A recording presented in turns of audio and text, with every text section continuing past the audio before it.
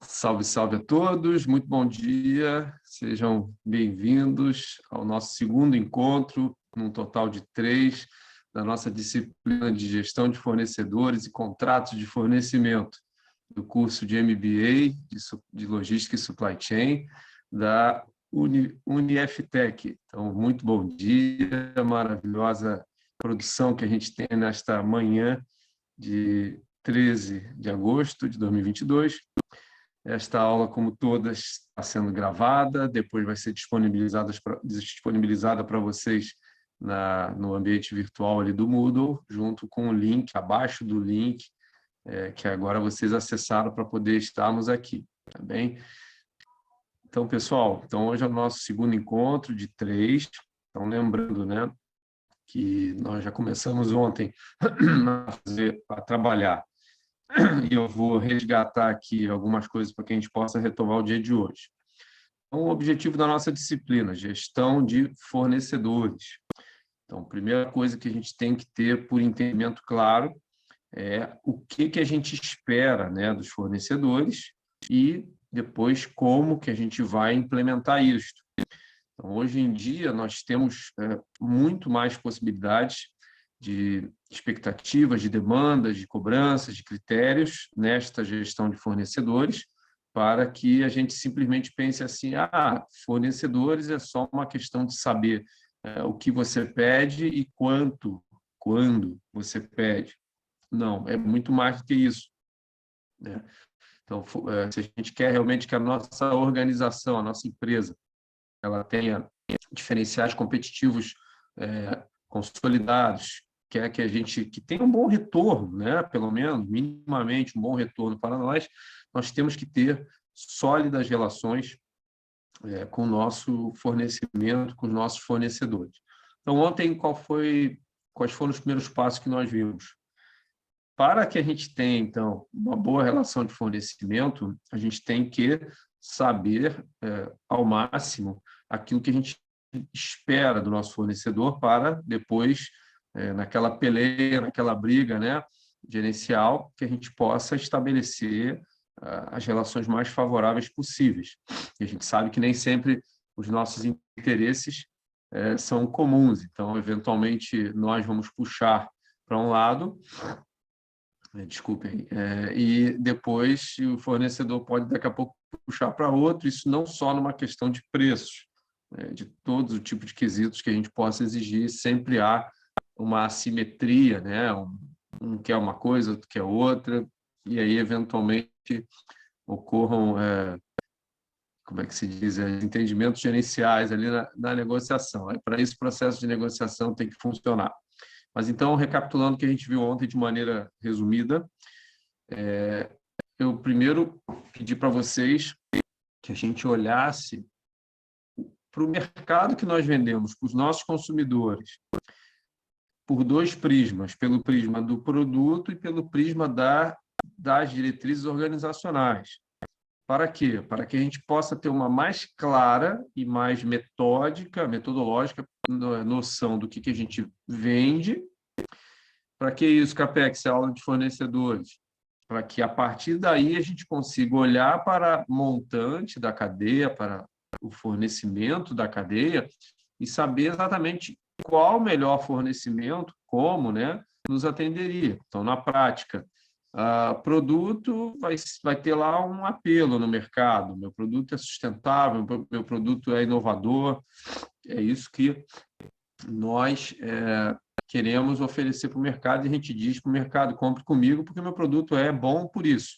Qualidade, entrega, pagamento, parcelamento, qualquer ou quaisquer que sejam os atributos. Muito bem. São esses os apelos, tá bom. E aí a gente tem que olhar para o fornecimento e ver como. Então, essa pergunta é a pergunta diretriz, assim, que dá a direção geral.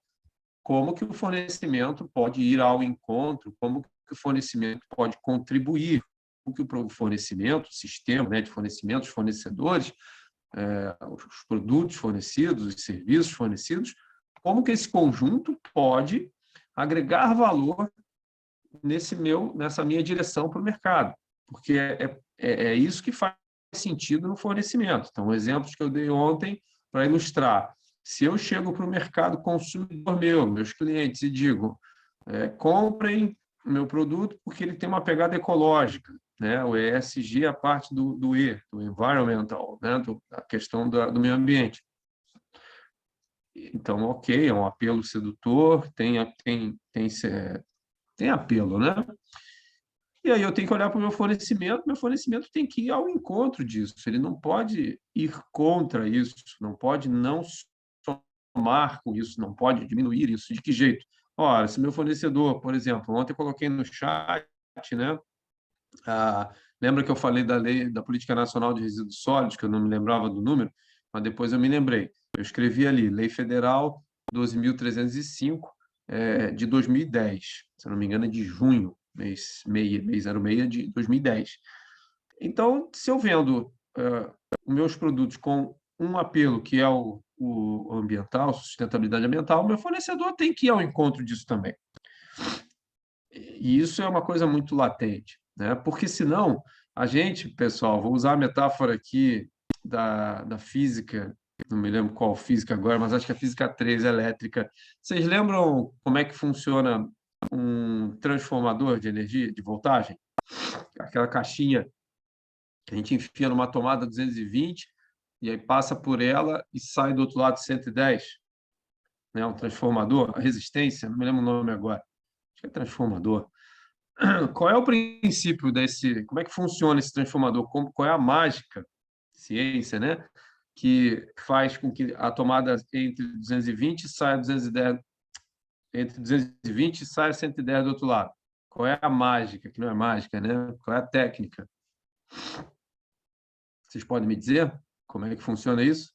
Capé, que não é aula de física, mas é só para dar um aquece nessa manhã de sábado. A perda de energia. Vocês já puseram a mão em cima de um transformador desse, como é que ele esquenta? Esse esquentado é justamente perda de energia. Então, entra na tomada 220, que é uma voltagem maior do que 110, é o dobro. Mas para o funcionamento daquele aparelho ali, que eu chamei aqui de transformador, ele fazia perder energia e passar para o outro lado de 110. Elétricos que tenham essa voltagem possam funcionar, não queimar a disciplina. Para que isto não ocorra conosco, que a gente não tenha um fornecimento 220 e depois uma produção 110. Isso significa que a gente está perdendo. Vocês estão me ouvindo, gente?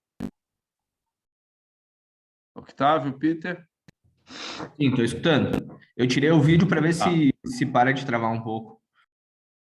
tá, beleza. Se parar de me ouvir, por favor, me sinalizem, tá? Porque o ouvir é o que é o mais importante. Ver também é bom, mas ouvir é o mais importante. Sim, sim, pode deixar. Nessa minha metáfora, legal. Nessa minha metáfora aqui do transformador, a empresa ela é o transformador. Não deveria ser, né? Porque daí significa o quê? Ela está desperdiçando esforço, está desperdiçando energia, está desperdiçando recurso. Só um minutinho, gente. Vamos lá. Perdão. Então, é nesse sentido. Se eu chego para o mercado e vendo um conjunto de atributos, o meu sistema de fornecimento deveria ir ao encontro, deveria dar esse suporte. Tá? Então, esse foi o primeiro passo que a gente viu ontem. Segundo passo, seguindo aqui na lógica da atividade avaliativa que eu já passei para vocês.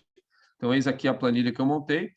Então, a gente viu o que eu falei agora foi isso aqui, né? Então, produto e diretrizes organizacionais, que eu simplifiquei aqui na questão de apelo, né? Diferencial competitivo, mas tem mais coisa, pode ser missão, visão, valores, objetivos estratégicos, plano de gestão. Então, quando fala de diretrizes organizacionais, certamente é muito mais do que simplesmente o apelo, né? E aí, feita essa análise, a gente tem que partir, então, para o próximo passo. Tá bom, então, quais são os critérios de seleção que eu vou tentar aplicar na minha relação com fornecedores? E aí, para fins aqui de atividade avaliativa, eu pedi para vocês pensarem, elegerem três. Vejam, é óbvio que pode ser muito mais do que isso, ou até menos, tanto faz, com quanto vocês entendam necessário. Ao eleger critérios de seleção, então a gente, no primeiro momento, pensa assim, eu tenho que ser muito seletivo, tem que... Deixa eu compartilhar de novo a tela aqui.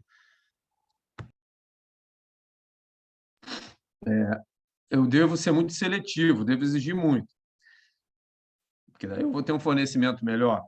É claro que a gente tem que saber que quanto mais exigente a gente tenta ser, efeitos não positivos podemos ter, né? Como restrição de fornecimento. Então, por exemplo, eu só vou me relacionar com fornecedores que tenham determinadas certificações de qualidade, que em princípio é muito bom, mas daqui a pouco a gente tem que saber que já começa a restringir. Então, nem todo fornecedor está habilitado a trabalhar conosco.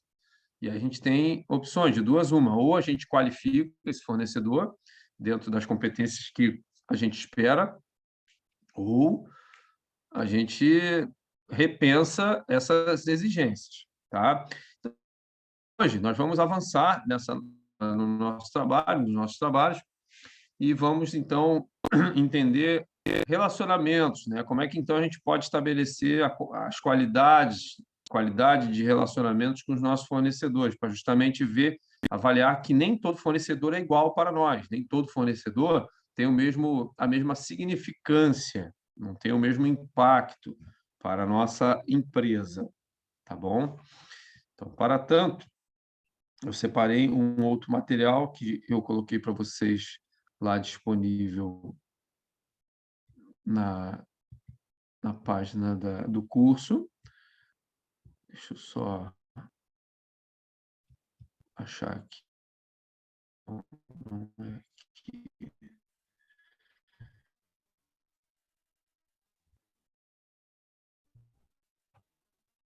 Um minutinho aqui. Ih, caiu. Vamos aplicar de novo aqui no curso.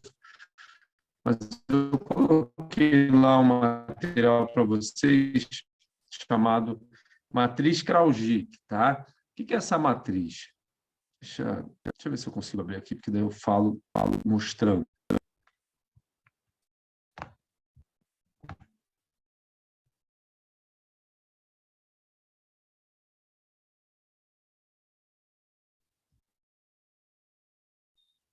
Eu estou logado, sim. Só um minutinho, gente. Estou tomando aqui um pipi aqui do Moodle, dizendo que eu já estou logado. Sim, eu sei, só que caiu.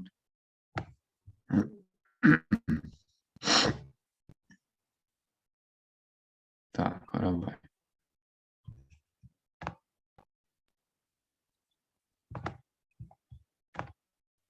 Aqui. Então, eu botei para vocês aqui um link que joga para esta tela que eu vou abrir junto com vocês aqui, chamada Matriz Kraujic. Abre um outro link aqui, aí você clica e vai abrir isso aqui. Deixa eu ver se dá para vocês enxergarem. Ou eu tenho que aumentar o zoom. Eu fui aumentar. Ué, tá diminuindo. Então, vamos fazer o contrário, vamos diminuir, aumenta. Tá bem. Vocês enxergam aqui, gente, matriz Kraujic? Vocês estão enxergando, pessoal? Sim. Tá. Pergunto, já conheciam? Não. Já conheceu essa matriz? Não. Peter? Tá. O que é essa matriz? Ela diz o seguinte, ela estratifica fornecedores em 4 diferentes posicionamentos, tá? Que eu vou explicar para vocês aqui. Na verdade, eu vou começar por uma outra que tem aqui embaixo, que está mais fácil, depois eu volto para essa. Deixa a tela dar uma definição melhor. É a mesma matriz, só que numa outra explicação aqui. Vejam, então aqui, ó, seguindo o cursor, nós temos então o eixo aqui vertical e o eixo horizontal. No eixo horizontal, a matriz diz que quanto mais para a direita, maior é o risco de fornecimento. Então, quanto mais próximo aqui do vértice zero, o item ou o fornecedor ele se torna menos crítico. tá? E quanto mais para a direita, nesse quadrante aqui, o fornecedor se torna mais gargalo. Então, a lógica aqui é simples, né? Então, quanto menos fornecimento eu tenho, mais gargalo ele é. Quanto mais fornecimento eu tenho, menos gargalo ele é. Quando eu falo fornecimento, eu já estou considerando tanto a disponibilidade de fornecedores como de itens, de maneira conjunta, tá? Poderia avaliar aqui como só fornecedores e itens, mas eu coloco de maneira conjunta.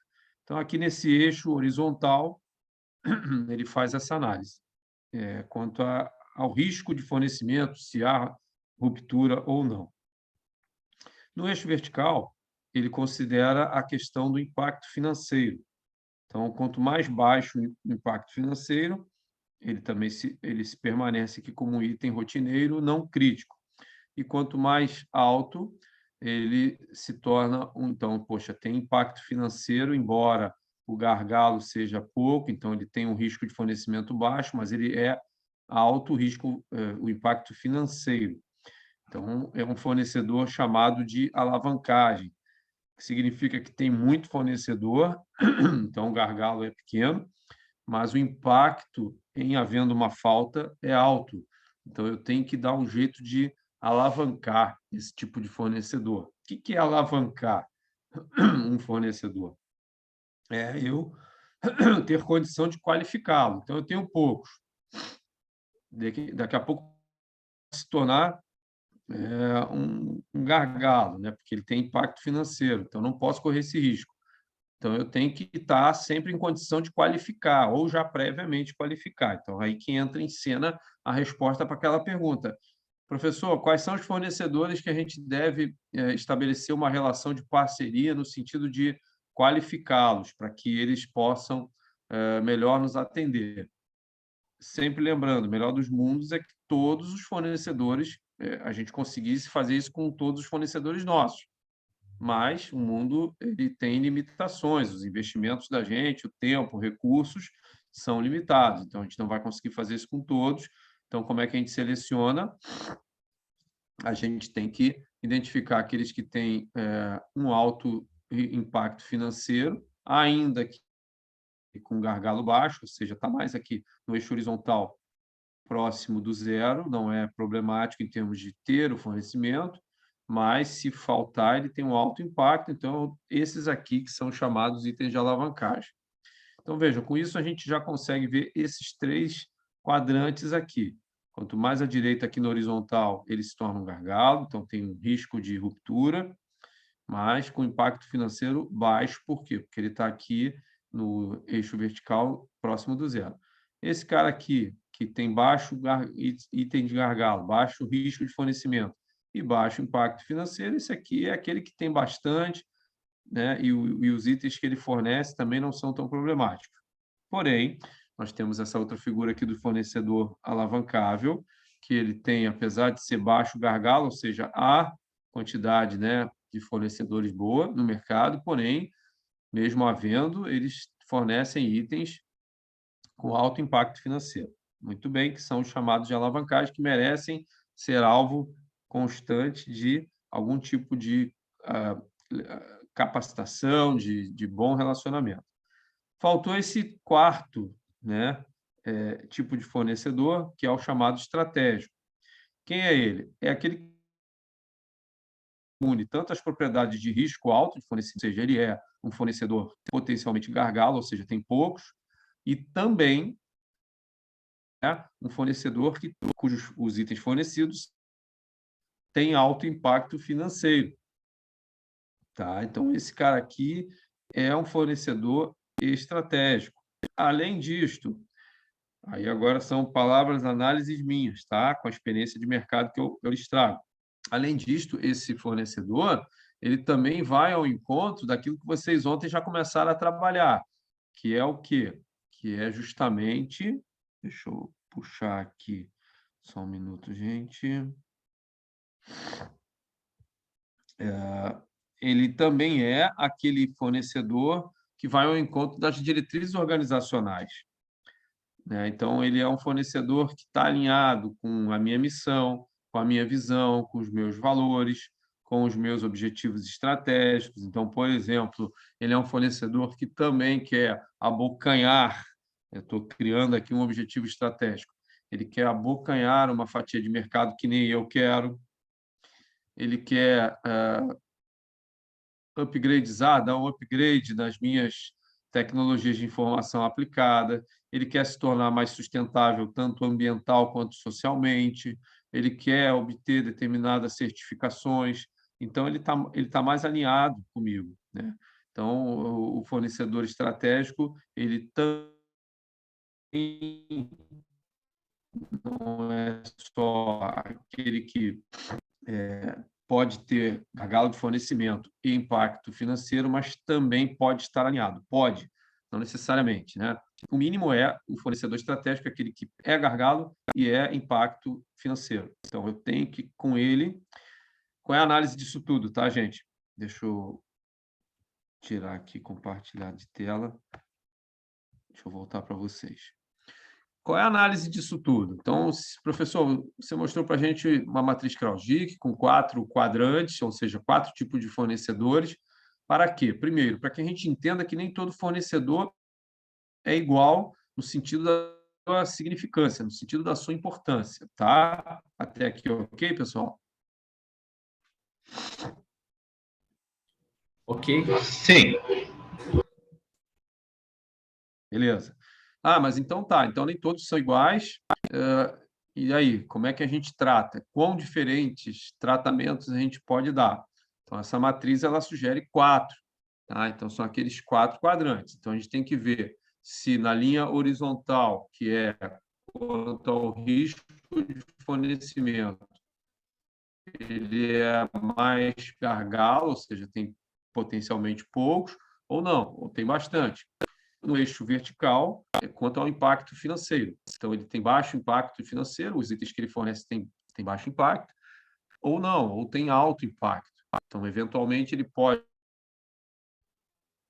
no eixo ali, né, de risco de fornecimento, não ser gargalo, então eu devo ter um tratamento de alavancagem com ele.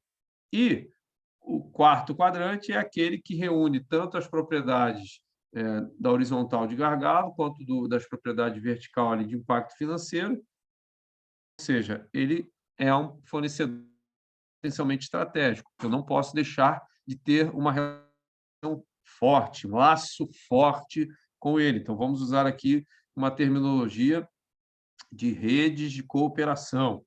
Tá? Então, laços e nós, né? Então, laços, relacionamentos. Então, a gente precisa ter laços fortes com aqueles fornecedores considerados estratégicos. E quem são esses? São aqueles que, de acordo com a matriz Krausdijk, reúnem atributos de gargalo e impacto financeiro. Até aqui, ok, gente? Então, a matriz Krausdijk nos permite identificar 4 diferentes tipos de fornecimento: gargalo, alavancagem, não críticos, né? E estratégicos. Digam que vocês até aqui entenderam ou com alguma dúvida em relação a isso. Não, deu para entender bem. Até tu conseguindo definir bem isso, tu vai saber onde é que tu vai ter um esforço maior, né? Eu acho que o fornecedor ali Perfeito. tu vai definir ele assim como tu define a tua curva ABC de itens, tu vai definir uma curva ABC dos teus fornecedores, ou com o impacto que ele tem na tua linha de produção, ou o impacto que ele tem financeiramente para ti na tua produção, né? Perfeito, Peter. É bem isso mesmo. Essa comparação em paralelo que você fez aí com a curva ABC de produtos é muito bem adequada, né? Então, você tem que ter capacidade de escalonar, de hierarquizar as relações. Por quê? Por um mero capricho? Não, porque a gente tem limitações de recursos, quer seja de tempo, quer seja de financeiros, de pessoal, de equipamentos, para poder se dedicar a todos com a mesma intensidade. O melhor dos mundos seria que a gente tivesse infinitos recursos que permitissem que a gente tivesse relacionamentos fortes, laços fortes com todos os fornecedores. Só que isso não é viável. E por que disso tudo? Muito bem, então, indo adiante. Então, por que disso tudo? Para que a gente justamente vamos fazendo sempre a costura com o que a gente vem trabalhando. Então, de novo, rapidamente resgatando. Então, na primeira aula, nós vimos o quê? Como que se chegam aos critérios de seleção de fornecedor. Como é que se chegam a esses critérios? A partir da análise da nossa produção, do nosso clamor ao mercado. O que a gente está querendo vender? Quando eu digo o que a gente está querendo vender, produzir e vender, não significa somente o item em si, a CAPEC. O que a gente está querendo vender é calçado, é vestuário, segurança, serviço de logística, o que for. Não é só isso. Eu estou falando em termos de competências. Vamos botar esse filtro das competências. O que eu estou querendo vender para o meu mercado? Eu estou vendendo entrega mais rápida? Eu estou vendendo qualidade de produto? Eu estou vendendo forma de pagamento? Isso falando aqui numa relação B2C, né? Business to customer. Nós, business e o customer, consumidor direto, mas poderia ser uma relação B2B, business to business, né? Então, nós vendendo para uma outra empresa que depois vai também revender. E aí essa questão do faturamento já tem uma relevância maior, né? A gente tem que saber quais são os filtros para quê? Para que a gente possa identificar, quais são os critérios de seleção de fornecedores que eu devo tentar estabelecer, né? São os fornecedores meus. E que fornecedores receberão esse tipo de tratamento? Aí agora a gente já deu mais um passo, que é saber avaliar isso. Depois que, então, seguindo adiante, depois que a gente consegue saber que critérios de seleção, né, a gente tem que implementar, tem que amadurecer e, depois que falamos agora, a gente consegue também entender que nem todo fornecedor tem uma escala de importância igual, então alguns são estratégicos, outros são alavancáveis, outros são gargalo e outros são não críticos. Aí a gente já consegue também dosar melhor que tipo, né, de investimento nós vamos fazer sobre eles. E aí, quando eu falo em investimento, vamos entrar no próximo tópico da nossa aula e também já fazendo aqui o link com a atividade avaliativa. Vou compartilhar de novo a tela aqui com vocês e vamos para este quarto quadrante aqui, que é o seguinte: colaboração e cooperação, tá? Então, quando a gente fala de fornecimento, fornecedores, relacionamento com fornecedores, nós temos que entender como que se colabora, como se coopera com estes, né? Com esses fornecedores. E aí, a pergunta geral tem que ser que tem que ser respondida é essa: quais mecanismos de colaboração e cooperação são estabelecidos, né, entre nós e nossos fornecedores, e como que esses mecanismos de colaboração e cooperação agregam valor. Tá, gente? Então, na prática, o que eu estou colocando aqui de uma maneira mais técnica, mas agora de maneira mais fluida, eu lhes falo. Como é que a gente vai se relacionar com esses fornecedores? Na prática mesmo, né? Quando eu digo colaborar e cooperar, como é que a gente vai trocar? Qual vai ser a nossa conexão, né? E, dependendo da resposta, ou para melhor responder isso, há de se responder essa segunda pergunta que está ali naquele quadrante, que é qual? Como que esta qualidade de cooperação, de colaboração, agrega valor ao meu negócio? O que eu estou querendo dizer? Eu vou eleger esses fornecedores aqui como estratégicos, então eu vou ter que ter um determinado nível de cooperação, que a gente já vai falar agora em algumas práticas, melhor. Mas a pergunta é, poxa, tá bom, eu elegi esse cara aí a partir da análise da matriz Kraujic, esse fornecedor, né, como um fornecedor estratégico, porque ele é gargalo e é item de impacto financeiro, muito bem. Mas, de novo, como é que, tendo uma relação estratégica, parceria estratégica com esse fornecedor, esta relação vai me agregar valor? Esta pergunta sempre tem que ser feita e constantemente, tá? Por que constantemente? Porque mesmo no primeiro momento você detectando que um determinado ou um grupo de determinados fornecedores merece ter uma relação de colaboração, de cooperação mais intensa, isto pode ser bom para hoje, mas para amanhã, eventualmente, dependendo de mudanças do mercado, mudanças das empresas, de perfil de consumo, né? Isso pode também mudar. Por isso que existe o conceito de capacidades e competências dinâmicas, que justamente vem para atender isso. Então, exemplos práticos. Voltem no tempo, vou chutar aqui também, não consigo ser tão preciso, mas voltem no tempo 10, 15 anos e me digam se você chegar para o mercado dizendo assim, compre empresa porque a minha empresa é ambientalmente sustentável, se isso teria tanto apelo quanto hoje. Eu, honestamente, só consigo me lembrar assim, de apelo ambiental, em termos de empresas, a partir de 1992, quando tivemos ali a Rio 92, né? Eu não estou dizendo que não havia antes esse tipo de movimento, só estou falando na minha limitada memória, desde quando esse tipo de argumento corporativo, né, ou seja, em nível empresarial, tinha ali um determinado apelo perante o mercado. Eu vou dar um outro exemplo aqui, que afeta até mais diretamente, já lhe passo, Peter, que afeta mais diretamente a nossa relação como consumidor direto.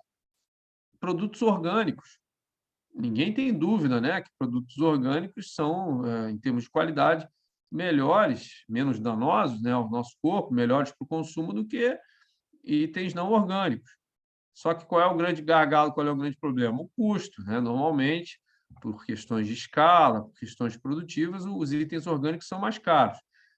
O que significa isso? Significa que não basta você chegar para o mercado e dizer, compre comigo, meu produto é orgânico, quem trabalha com isso, né, quem produz isso, que simplesmente por esse argumento, mostrando o que tem de bom no orgânico, vai convencer, porque tem a questão do preço. Então, isso tudo serve para a gente avaliar que nós temos que entender, né, com quem nós relacionamos, mas constantemente temos que fazer essa pergunta: como que isso agrega valor para o nosso negócio? E quando eu digo valor, eu não estou falando só de valor de financeiro, né? Estou falando de valor de imagem, de valor de demanda geral. Diga, Peter. Não, quando tu falou ali da questão do fornecimento, ter o cuidado de comprar de empresas sustentáveis ou com uma pegada mais social, eu vejo que as empresas hoje em dia eles pregam muito isso, mas vai por terra no momento que tudo que é importado vem da China. Entendeu? A China é o país que menos cuida disso, tirando os Estados Unidos, né? Eu acho Estados Unidos e depois a China. É, todas as empresas compram de fornecedores chineses. É a mesma questão que eu vejo muitas vezes falar, eu não vou comprar de empresas que exploram mão de obra, mas daí tu compra da China e da Tailândia, compra do Vietnã. Então eu vejo que isso daí é mais usado como um marketing do que realmente uma ideologia pelas empresas, principalmente quando se fala de multinacionais. Eu vejo muito isso, sabe?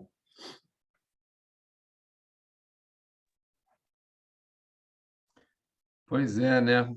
Infelizmente, você tem um ponto, né? Infelizmente, porque não é o ideal. O ideal é que, se as empresas dizem, comprem comigo porque eu sou, aí enumeram todas as competências que a empresa se diz ser, né? Socialmente, ambientalmente, processualmente, enfim.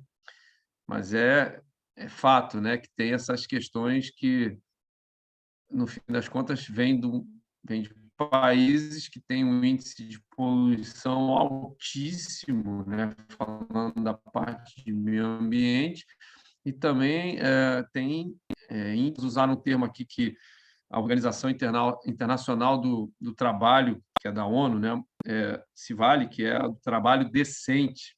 Quando diz trabalho decente, é num sentido mais amplo quanto às condições de trabalho, né? Carga horária, salubridade, segurança, direito à associação a entidades de classe. E aí, quando você vai olhar tudo isso, seguranças laborais em geral, né? Você vai ver realmente que nem todos os fornecedores preenchem, né, esses quesitos. É fato, né? A gente tem que saber, vai ter que lidar com isso, infelizmente ou não. Muito bem. Então, pessoal, seguindo então aqui, vou mais uma vez compartilhar a tela para a gente já bater o nosso próximo ponto, alvo de construção aqui laborativa. Então, a gente ontem chegou nesses três aqui, um produto e uma solução, diretrizes que eu simplifiquei aqui pedindo para vocês um apelo para o mercado, a partir daquele produto, né? E, a partir desta análise destes dois quesitos, produto, solução e diferencial para o mercado, então, que critérios de seleção de fornecedores a gente vai estabelecer? Então, agora, o que eu vou pedir para vocês? Eu vou falando aqui, a gente vai continuar, depois eu vou dar um tempo para vocês trabalharem. A partir de agora, então, quanto ao quesito colaboração e cooperação, deixa eu fechar aqui a tela. Então, exatamente, eu vou pedir o que está ali na tabela, ou seja, vou pedir que vocês me apresentem um mecanismo, aquele que vocês julguem mais importante, de colaboração e cooperação, e como que isto agrega valor. Então, estou pedindo duas respostas, né? Quanto a este quarto item de cooperação e colaboração, que é um item, uma competência fundamental na gestão dos fornecedores. Vamos, então, detalhar isso. Capec, quando você pergunta como que há colaboração e cooperação entre fornecidos e fornecedores, entre clientes e fornecedores. Veja, eu não vou pedir necessariamente, vocês podem, claro, também responder dessa maneira, mas eu não estou aqui tentando adivinhar ou simplesmente pedir para vocês descreverem a prática colaborativa. O que é a prática colaborativa? Ora, você compra de um fornecedor, ele te vende, aí quando eu pergunto, como é que é a colaboração, a cooperação entre vocês? Você vai me responder assim, eu coloco o pedido e ele empacota e me envia. Não é isso que importa aqui. Claro que isso aí acaba acontecendo e é importante, né? Na prática, na realidade, mas não é isso que importa aqui para fins de exercício que a gente está trabalhando, a melhor gestão de fornecimento. O que eu quero aqui é o seguinte, gente, quando eu falo de colaboração e cooperação, vamos descer ao nível, e aí deixa eu até digitar aqui, de fluxo de informações. Tá? Então, quando a gente trata de colaboração e cooperação, é claro que, ao fim, a gente está falando de práticas executivas, né? Como um exemplo ali. Eu poderia responder essa pergunta, Capec, como é que eu me coopero e colaboro com o meu fornecedor e vice-versa? Eu coloco o pedido e ele me entrega através de um operador logístico. Pronto, está respondida a pergunta. Sim, está respondida a pergunta, mas, para fins de gestão, o filtro que eu quero colocar para vocês é esse: fluxo de informações. Sendo mais explícito, eu quero saber quais são as trocadas entre vocês, entre nós, né, e fornecedores, e de que maneira. Então, vamos detalhar cada uma dessas questões, quais informações e de que maneira, que daí elas, no seu conjunto, formam o fluxo de informações. O primeiro ponto, que é que informações são trocadas, quais são as informações básicas que são trocadas entre fornecedor e fornecido, cliente, né? Aquelas informações dos pedidos, da ordem de compra, da ordem de pedido, chame como quiser. Os itens e especificações quantitativas e qualitativas. Quanto que você quer, e aí com as especificações de qualidade que você quer. Tamanho, peso, cor, especificações diversas, dependendo do produto, tem inúmeros diferentes. Essas são as informações que a gente troca. Mas vamos botar uma dinâmica nisso. Vamos imaginar aqui um mercado, tá? Uma relação de varejo de mercado, supermercado.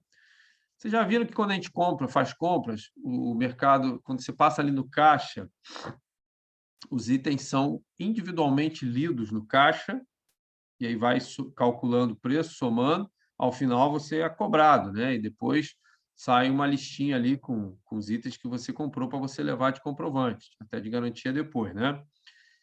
Estes itens, à medida que são individualmente lidos, acredito eu que haja um sistema por trás da empresa que vá dando baixa daquele item à medida que ele vai saindo do seu estoque. E aí vocês imaginam um mercado com uma variedade de centenas ou milhares de itens, né? Cada um que vai passando ali ao longo do dia, ao longo da semana, ao longo do mês, e vai sendo dado baixa.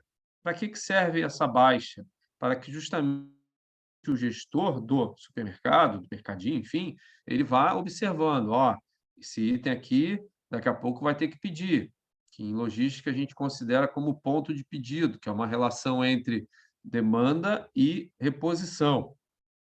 Não é o objetivo nosso aqui, mas quem quiser depois eu posso dar uma explicação mais aprofundada. Então, o gestor daquele supermercado vai ter que estar de olho item a item, ou grupos de itens, nestes níveis de estoque, que espera-se que, à medida que vão saindo, vão sendo atualizados. Muito bem.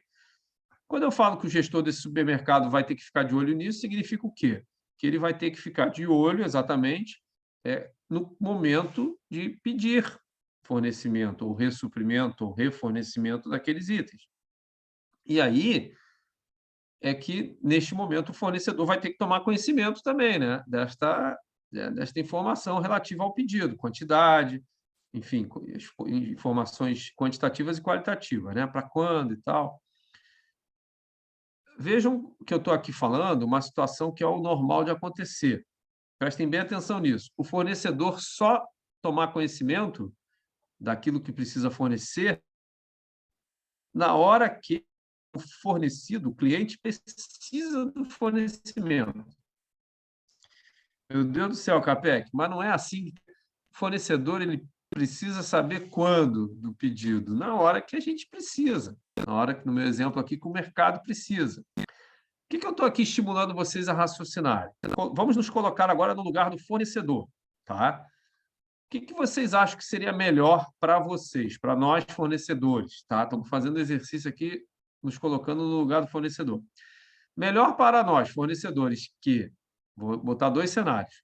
Um, que a gente só saiba o que devemos fornecer na hora que a gente recebe o pedido, ou a gente, cenário 2, como fornecedores, saiba o que vai fornecer de maneira mais gradual. Ou seja, se a gente recebe um pedido do nosso cliente mensal, por exemplo, mensal, não importa. Será que não seria bom a gente estar acompanhando a evolução da maturação desse ponto de pedido? Ou seja, eu sei que é mensal, eu sei que é quinzenal. Então, a questão do quando eu fornecedor, vou receber o pedido, tudo bem, pode já estar até amarrado, o que não é uma verdade absoluta, mas vamos supor que esteja. Só que a quantidade daqueles itens, a qualidade daqueles itens talvez varie. E aí a pergunta é, será que não seria melhor para nós fornecedores que a gente, de maneira mais homeopática, ou seja, ao invés de só saber quanto eu tenho que fornecer, qualidade que eu tenho que fornecer no final do mês, supondo que seja mensal, será que não seria melhor que eu pudesse acompanhar isso de maneira diária ou semanal? Não precisa ser diária, mas, enfim, mais no detalhe do que somente na hora do pedido. Aí vocês vão me perguntar, mas por que, Capec? Qual é a vantagem para o fornecedor dele acompanhar, dele saber de maneira mais detalhada, homeopática, diária, um pedido que ele vai receber mesmo no final do mês? Ele já sabe que vai receber, só não sabe quanto, nem o que ele vai receber de pedido. Qual é a vantagem, né, para o fornecedor? Veja, respondo eu para vocês. A vantagem é a seguinte: este fornecedor, à medida que ele vai acompanhando mais diariamente, por exemplo, né, a evolução da montagem do pedido, ele pode ir diariamente se preparando melhor. E o que é para o fornecedor se preparar melhor para fornecer? Ora, nada mais do que produzir aquele produto que ele vai fornecer. E o que é ele produzir? tanto internamente, dependendo do que a gente está falando aqui, né? Se é item que ele produz ou ele só compra e repassa, e acabei de falar, né? E também ele se preparar melhor na relação com os fornecedores dele. Então, se eu sou um supermercado, eu tenho diversidade de itens, tenho alimentos, tenho higiene e limpeza, tenho uma série de panificação, tá vendo? De alimentos, carnes, enfim, enlatados, embutidos, etc., são fornecedores diversos. Então, à medida que eu informo isso para o meu fornecedor de maneira mais homeopática, ao invés de só meter lá o pedido para ele mensalmente, se eu puder passar para ele informações que eu tenho, eu, supermercado, tenho. Lembra do caixa, à medida que vai dando baixa, eu tenho capacidade de passar para o meu fornecedor item por item, em tempo real, da evolução do meu estoque. E a pergunta que eu lhes faço é: quanto vale a pena a gente compartilhar, que daí entra dentro do conceito de colaboração, né? Com o meu fornecedor, estas informações? E a pergunta, de novo, é: para quê? Por quê? Qual é a vantagem? Para ambas as partes, não só para mim ou para o fornecedor. Porque quanto mais eu compartilho de informações, melhor o meu fornecedor se prepara.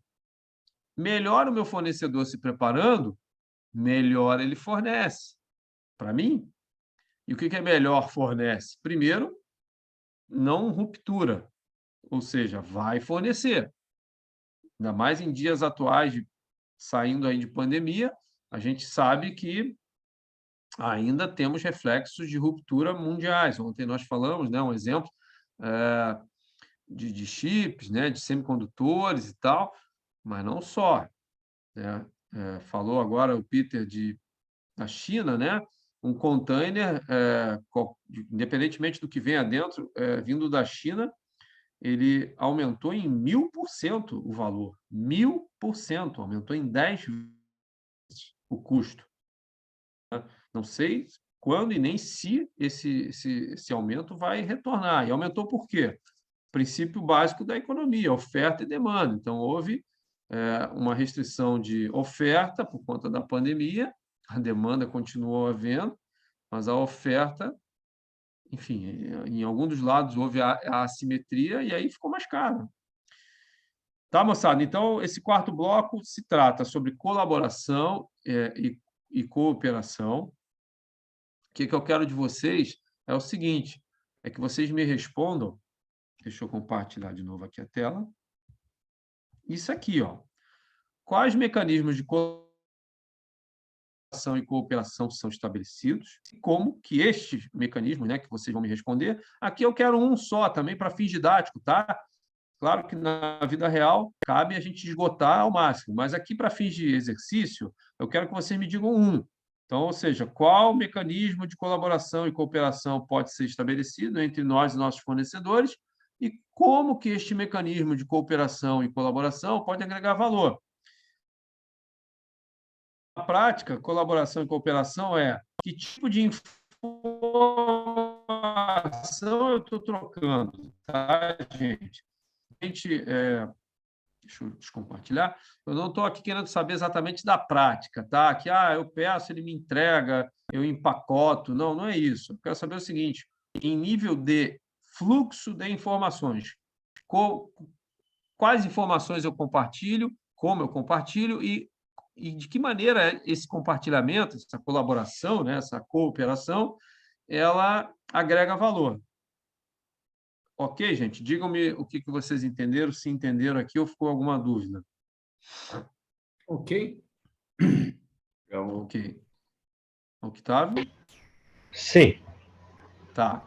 Então, entenderam o quê?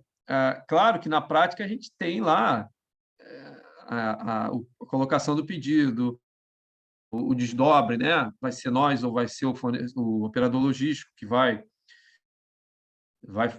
operacionalizar, vai coletar, vai empacotar, vai embarcar, vai distribuir, despachar, enfim. Mas não é isso que eu quero saber agora aqui, não. Eu quero saber o seguinte: em nível de fluxo de informações, tá? Tomem como o exemplo do mercado que eu dei. Que tipo de informações eu estou trocando? de que jeito, né, eu troco, então aos moldes ali do que eu exemplifiquei do supermercado, diária, mensal, né? E como que isso agrega valor. Então, ou seja, por que eu estou fazendo desse jeito? A explicação genérica é aquela que eu lhes dei, usando já como um exemplo contextual do mercado. Poderia ser qualquer tipo de estabelecimento, né? Eu compartilho as informações com o meu fornecedor de uma maneira mais intensa, diária, mais rotineira. Esse diária também não importa, pode ser qualquer período, né? Mas de maneira a não só deixar para o fornecedor tomar conhecimento do que eu preciso na hora que ele recebe o pedido, porque ele pode se surpreender, ele pode tomar um susto.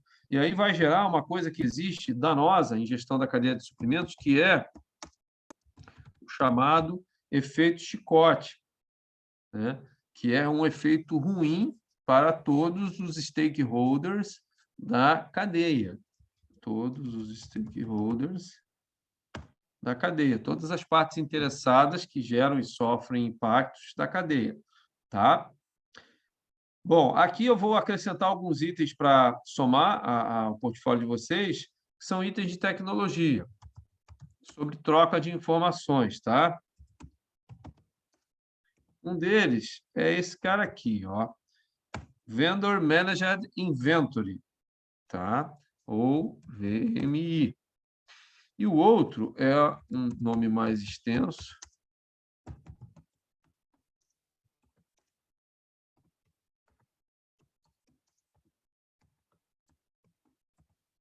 Vou ver se eu acertei aqui. Collaborative Planning and Forecasting Replenishment, CPFR. Primeiro, o que é o VMI? O Vendor Managed Inventory. É o inventário iniciado pelo vendedor ou fornecedor. Então, veja, o que significa isso? Isso aqui é o caso extremo, né? O fornecedor ele tem visada em tempo real sobre o meu estoque, daqueles itens que cabe a ele repor. Obviamente que isso pressupõe contratos anteriormente celebrados, que é alvo da disciplina no segundo momento com a professora Fernanda, que vocês vão ver. Então, aproveitem para, caso tenham interesse em estabelecer esse tipo de prática, para trabalhar com a professora essas questões jurídicas de contrato. E o CPFE, né, planejamento colaborativo e recompletamento aí de previsão de demanda automático, é na relação também, é uma outra forma de você também ter uma colaboração de recompletamento. Então, tem essas duas lógicas, tá? Tem o VMI e o CPFR. Quando eu digo lógicas, eu quero dizer que isso aí não é uma... Quando você for numa internet, por exemplo, gostei muito disso, Capec, quero implementar na minha empresa, então vamos cotar, né? Então, você vai na internet aí e coloca softwares de VMI, softwares de CPFR, e aí vão aparecer diversas possibilidades de marcas de empresas, tá? É que nem a gente falar em ERP, né? O Enterprise Resource Planning, né? O planejamento de recursos empresariais, de gestão, softwares de gestão empresarial. Quando você for na internet colocar ali ERP, vai aparecer uma série de marcas, de nome, empresas que oferecem soluções nessa área. Para que você está falando isso para a gente? Para enriquecer mais o cabedal de vocês em relação a esse tópico de colaboração e cooperação, que, na prática, significa troca de informações, fluxo de informações, que já existe, né, na relação entre fornecedor e fornecido. Agora, uma melhor gestão, e é esse o diferencial que a gente está trazendo para a disciplina, melhor gestão implica numa troca melhor dessas informações. E o que é este melhor? Melhores informações significa focar mais na qualidade das informações que interessam, e aí a gente tem que voltar para a aula anterior, né? Onde a gente tem que ver direitinho o que nós vamos pedir, que termos de competências a gente vai pedir, e também esse melhor em termos de oportunidade, de timing, né? De tempo. Então, coloquem-se no lugar do fornecedor e imaginem vocês nos dois cenários, recebendo pedido só na hora, e aí podem ter surpresas, e aí vai ficar aquela jogo aquela briga, né, na negociação. Ah, mas você nunca pediu isso, para mais ou para menos, e agora, como é que faz? Aí fica aquele struggle, né, aquela briga que não é bom. Ou no outro cenário, que você, como fornecedor, acesso de uma maneira mais homeopática, uma maneira mais diária, né, semanal, enfim, não só na hora do pedido, em relação à evolução daquele pedido, porque o mercado é dinâmico, a gente nunca sabe. Ah, não, tem uma média de consumo. Sim, existe o conceito estatístico de média, mas não necessariamente o desvio padrão daquela média vai estar sempre atendido. Hora vai ser para mais, hora vai ser para menos. E dependendo do quanto para mais e quanto para menos, isso pode ter uma significância importante quando a gente deixa de investir, de se preparar, mas quando vai ser para menos. A gente pode realocar recursos em outras áreas. Tá bom, gente? Então, vamos de novo aqui voltar para a tela da nossa atividade.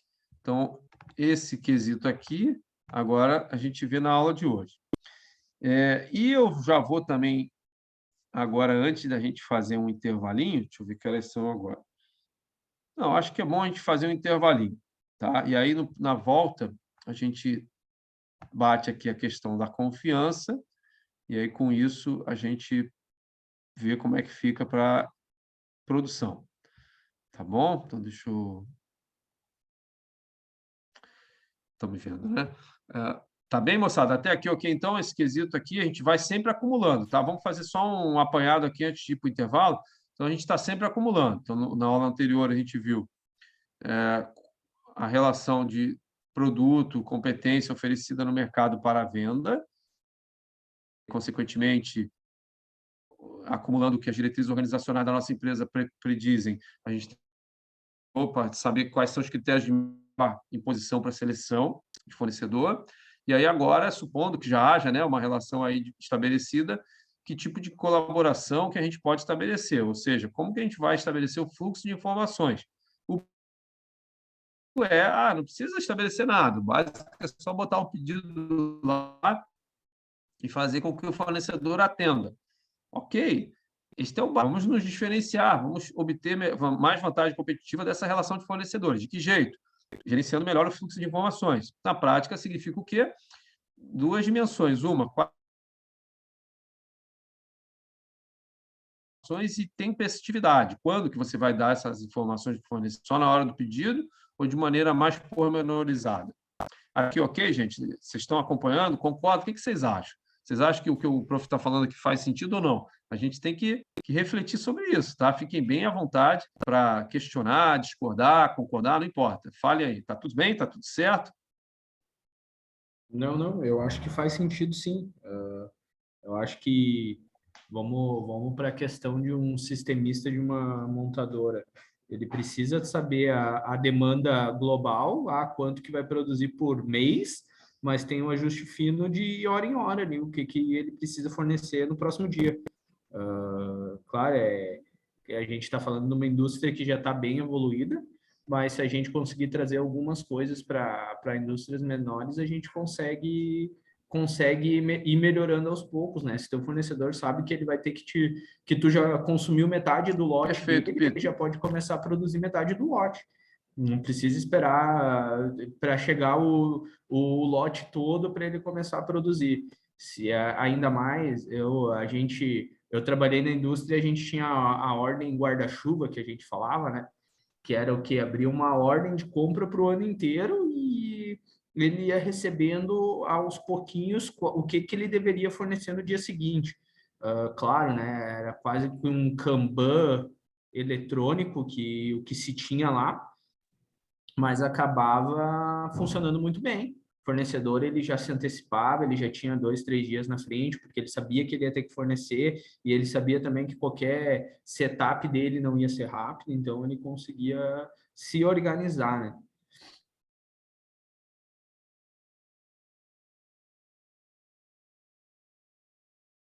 Beleza, perfeito. E você falou um exemplo concreto muito bom, né? Que é a questão do sistemista. O melhor dos mundos, na minha humilde visão, é que a gente pudesse ter uma relação de sistemistas com todos os fornecedores. Só que essa é uma relação inviável, né? Para todos, né? Porque requer uma dedicação muito grande e o fornecedor não consegue. E talvez nós também não consigamos ofertar uma demanda, né? Colocar pedidos que justifiquem ao fornecedor aquela qualidade de dedicação que é praticamente exclusiva de um sistemista. Então, vejam o trade-off, né, que é, inclusive, um alvo de pergunta ali das atividades avaliativas, que é o desequilíbrio de um lado para o outro, que a gente tem que saber lidar. Se, por um lado, a gente tem um suposto melhor dos mundos de ter uma relação padrão sistemista, por outro lado, esta relação ela nos cobra também. O cara, para ser fornecedor sistemista nosso, né, dentro da lógica, né, do sistema, ele vai cobrar uma demanda. Será que a gente vai ter condição de ofertar para ele? Tipo, beleza, eu me sistemizo com você, mas você tem que me garantir pedidos numa escala tal. Não necessariamente a gente consegue isso, né?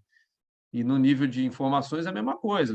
Mesmo a gente tendo uma escala boa para justificar uma relação estabelecida de sistemista, a gente tem que ter métodos, mecanismos de colaboração e cooperação, de troca de informações que permita o sistema efetivamente acompanhar. E, gente, hoje, com as tecnologias que a gente tem, ainda assim não é uma coisa tão trivial, não, tá?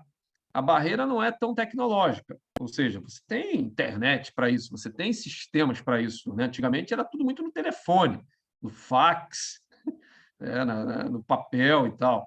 Hoje você tem mecanismos de informática, de tecnologia que dão suporte tranquilo para isso, e com 5G agora mais ainda. Agora, a questão não é essa, a questão é cultura organizacional, gestão do sistema dos processos. Será que o gerente, a gerente, o dono, a dona, os acionistas, as acionistas querem compartilhar informações? Essa é uma das grandes barreiras, né? A questão comportamental, a cultura organizacional neste quesito. Porque há de se lembrar que você compartilhar informações pode se tornar uma fragilidade também.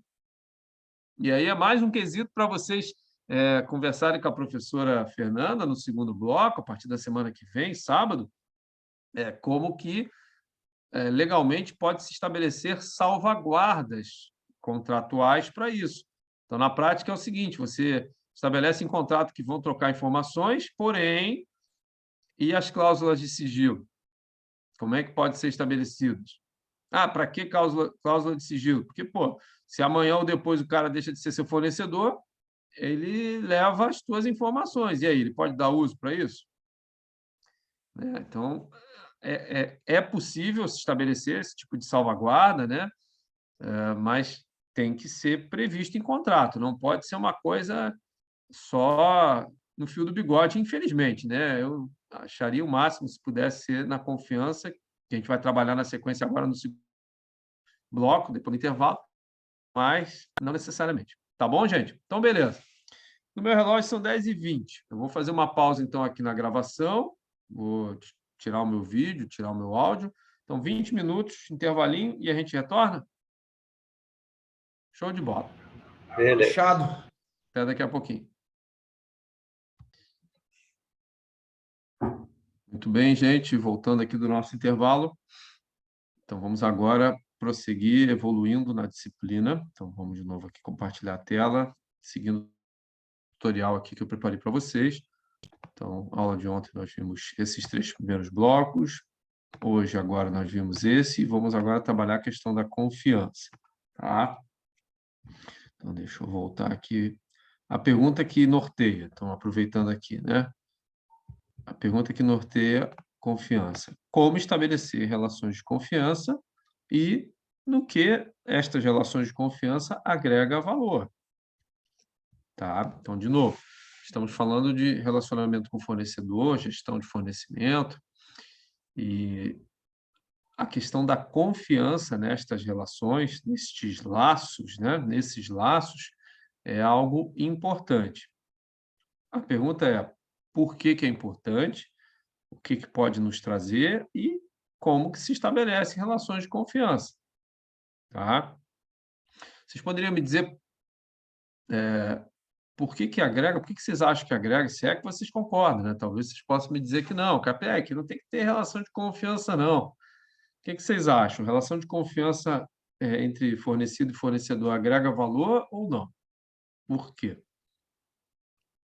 Eu acho que agrega valor sim, porque no momento que tu tiver confiança no teu fornecedor, tu não vai perder, não seria perder tempo, mas ter esforço, se preocupando se ele vai realmente entregar, se preocupando se ele realmente vai entregar na especificação que você deseja, ou quando se fala de um prestador de serviço, se ele vai prestar o serviço adequadamente. Se tu tiver confiança nele que ele vai prestar o serviço, e também tem a questão do preço justo, né? Se tu sabe que tem a confiança que ele vai te cobrar o preço justo, tu não vai estar gerando esforço desnecessário, conferindo, não que não precise conferir, mas no momento que tu tenha confiança, tu não vai ter tanto esforço com isso, né? Então, eu acho que acaba gerando valor nisso. Tu deixa de fazer algumas coisas, tu tendo a confiança no teu fornecedor. Muito. E aí, Octavio, o que tu acha?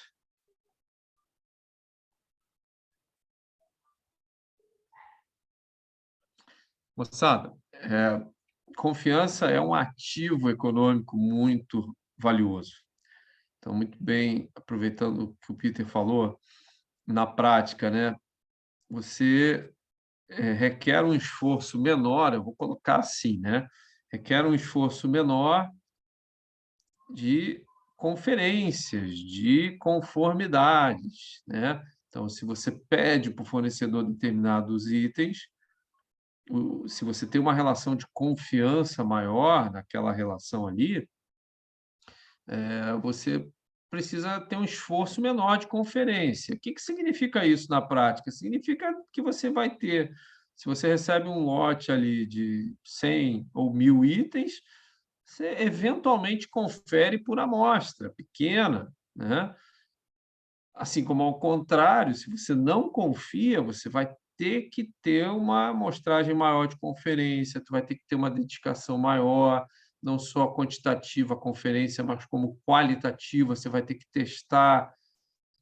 Então, isso tudo é dispendioso, é custo, é gasto, é esforço que você coloca ali em função de não ter essa confiança.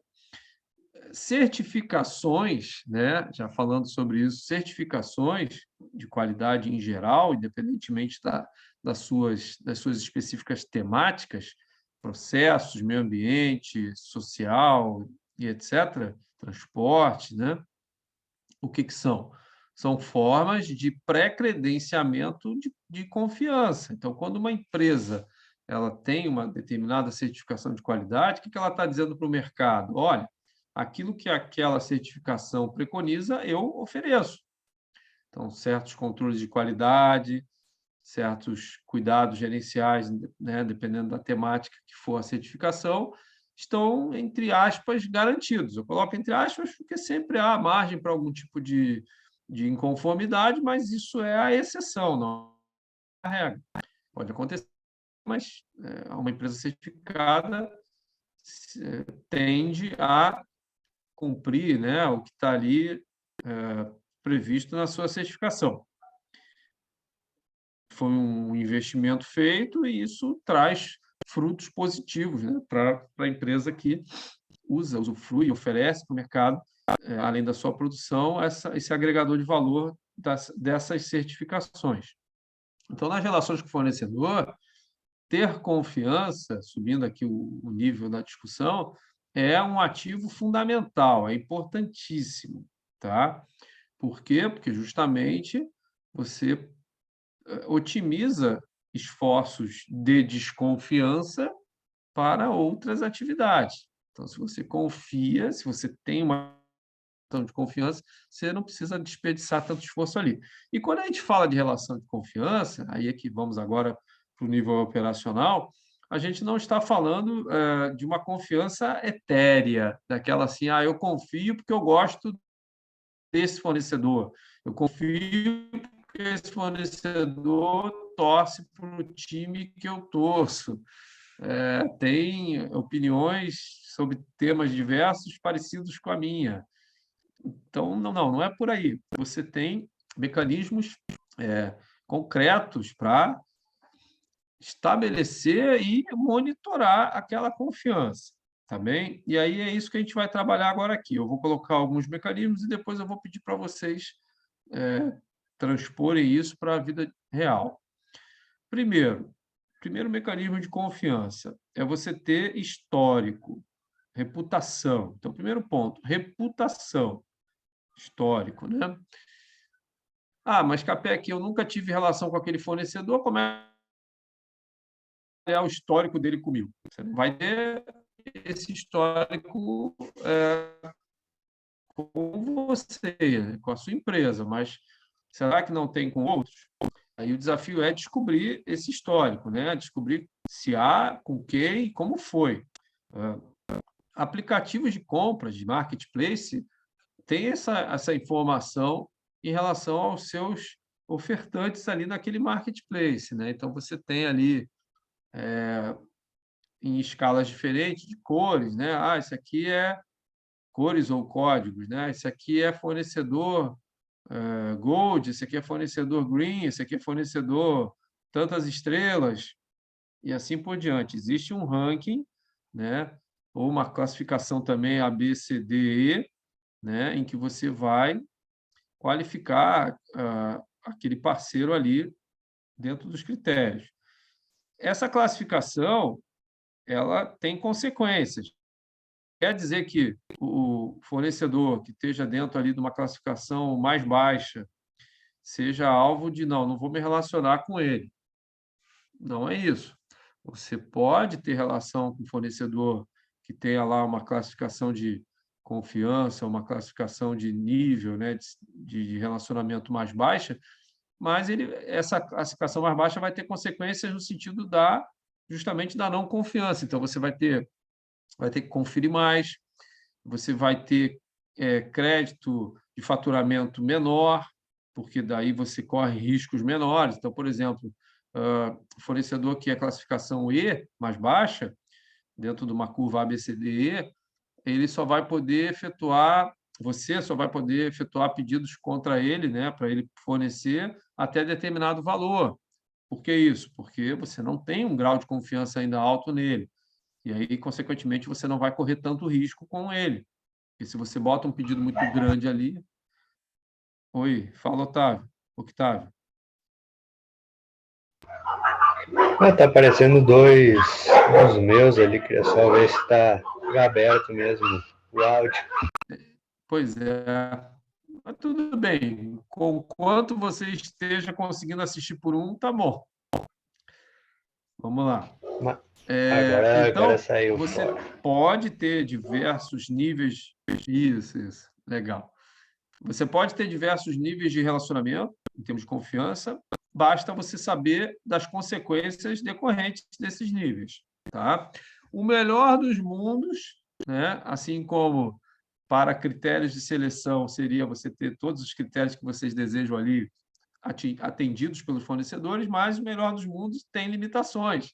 Então, da mesma maneira que para a confiança também, dificilmente você vai conseguir ter níveis de confiança altos perante todos os seus fornecedores. E aí, de novo, entra em importância a nossa matriz Kraujic para você avaliar com quem você merece ter uma dedicação maior de confiança. Eu não consigo ter confiança com quase ninguém, então vamos começar por quem? Vai lá na matriz Kraujic e vê quem são os seus fornecedores estratégicos, quem são os seus fornecedores gargalo, quem são os seus fornecedores de alavancagem. Esses serão, nesta prioridade, os alvos a se desenvolver relações de confiança. E, de novo, por quê? Porque, tendo confiança nas relações, o fluxo de produção se dá muito melhor, flui muito melhor. Então, na prática, logística, né, nosso MBA aqui é nesse foco, a gente consegue ter um esforço de conferência menor, a gente consegue quantitativo e qualitativo. Eventualmente, se houver a percepção de alguma inconformidade, né, você recebeu sem conferir ou conferiu pouco, por lote, por uma amostra menor, e lá na frente, quando foi abrir lá a embalagem para botar para a linha de produção ou repassou para o cliente percebeu, se verificou uma inconformidade. Numa relação de confiança, tudo devidamente amparado por contratos, que vocês vão ver com a professora Fernanda na semana seguinte, você tem estabelecidos mecanismos ali tranquilos, né, de devolução, de logística reversa, né, que não é só uma questão ambiental, né, a logística reversa, de devolução, de coleta, de reposição e etc., quer seja pela reposição ativa ou, num segundo momento, por uma transformação em crédito,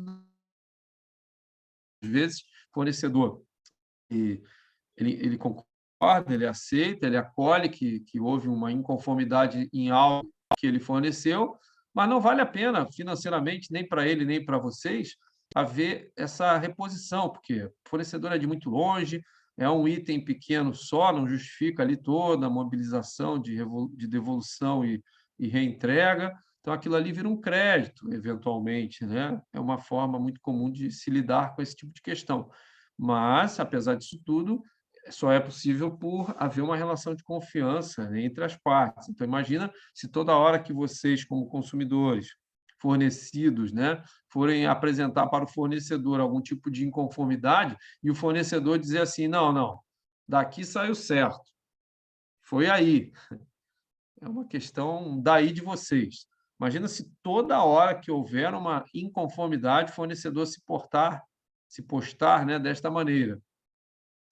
Veja, não quer dizer que, eventualmente, uma colocação dessas não seja verídica, né? Então, daqui a pouco, também se abre um histórico de BO aí, né? De boletim de ocorrências, por parte tanto do fornecedor quanto de vocês, da empresa, para avaliar, para ver se realmente a questão é do fornecedor ou da sua empresa, o que pode acontecer problemas internos, algum tipo de inconformidade interna, algum tipo de desvio, algum tipo de descontrole, né? Isso pode acontecer também. Então, há de se acender uma luz ali amarela quando a inconformidade ela recorrer, ela acontecer de novo. Acontecendo uma vez ou outra, aí cada caso tem que ser avaliado em particular, né?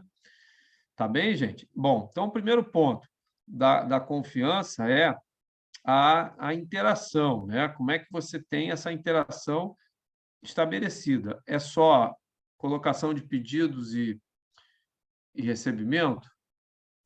Há algum tipo de conexão além disso entre vocês? Algum canal de interação? Há alguma sistemática já prevista de encontros, de visitas? Há algum contato de representantes da empresa? Há feiras em que vocês frequentem juntos? Há premiações para fornecedores ou clientes? Vocês poderiam ser premiados? Há algum tipo de conexão? Que tipo de conexão? Então, o primeiro ponto para se estabelecer uma relação de confiança é a conexão, as interações que existam entre vocês, tá? Na quantidade e na qualidade, tá bem? Segundo ponto, riscos incomuns assumidos. Riscos incomuns assumidos. Como assim? Quanto maiores forem os riscos assumidos entre as partes, há uma tendência de maior confiança a haver entre elas. Então, por exemplo, se um exemplo básico de fornecimento, você coloca lá um pedido, você espera que aquele pedido seja atendido. Como é que é assumir riscos em comum? Ora, o risco que nós que colocamos o pedido é do pedido chegar com alguma inconformidade, né? E qual é o risco que o fornecedor assume? Que ele só vai receber depois de entregar tudo, e tudo depois de conferido. Se há esse, vamos dizer, esse risco assumido entre as partes, há uma tendência de ter uma confiança maior neste quesito. Agora, se o fornecedor começa, não, eu preciso de 10% aqui de entrada, um sinal, eu preciso receber logo que chega, não posso ficar esperando a conferência. Enfim, não posso ficar esperando os testes, dependendo do que for, tem teste. Aí já começa, né? Bom, né? Dependendo das relações de poder que o fornecedor tem conosco, isso aí às vezes é imposto, mas assumindo aqui uma relação de simetria, né? Que ninguém tenha mais poder um sobre o outro, não é um risco assumido, então, opa, já fica aquela coisa, né? Outro quesito que é a assimetria, a diferença de racionalidade, de entendimento técnico, tá? Quanto mais nivelados